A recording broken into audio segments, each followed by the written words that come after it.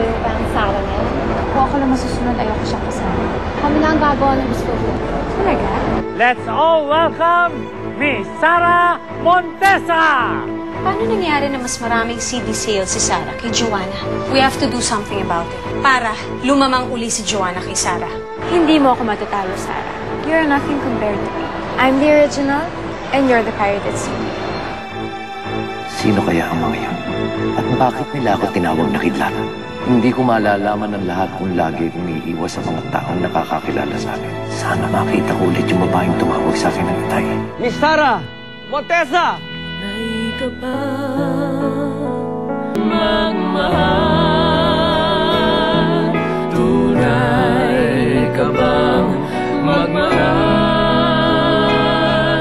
O tunay ka bang magmahal?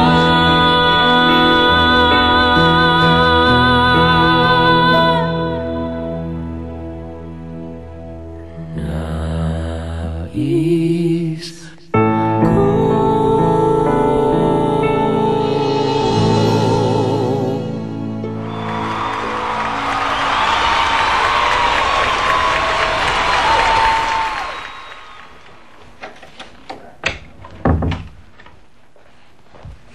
Ay, naku mama ko na po. Wag na po. Kaya ko na po ito. Hindi na, Bebang. Pabayaan mo akong gumawa nito. Dahil gusto ko namang maramdaman na may ginagawa ako para sa anak ko, ha?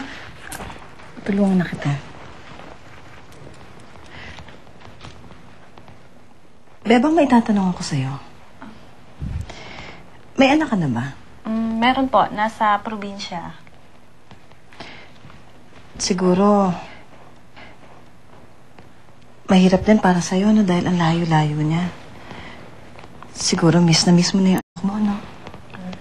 Opo. Miss ko na siya.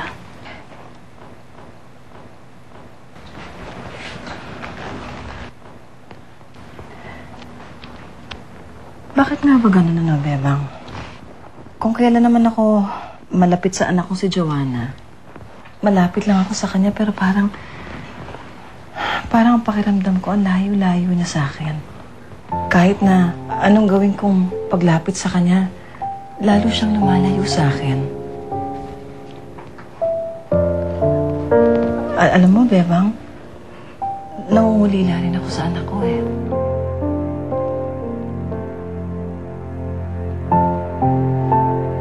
Bebang, matagal ka nang naninilbihan kina Julio at kay Joanna, hindi ba? Opo. Talaga bang nung araw pa, mailap na si Joanna sa akin? Kahit nung may sakit pa ako? Opo. Ganun lang po talaga si Ma'am Joanna. Pero aamo rin yan sa inyo, Ma'am.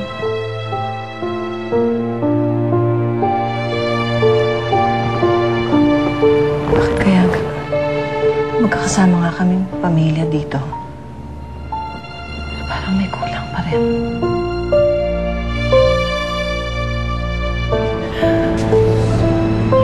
Anak, pasensya ka na kung nilayaw kita nung una tayo nagkita.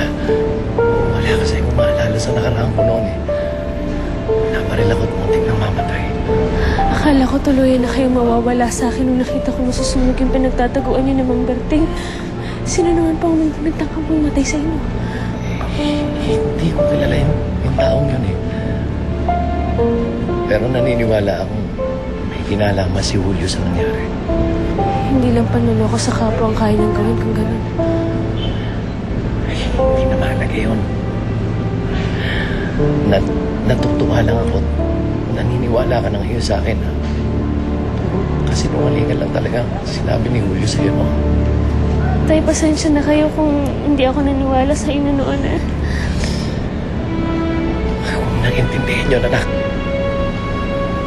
Ang mahalaga. Nagkasama na tayo ngayon, di ba? At hindi na maghihiwalay ulit. Kahit kailan.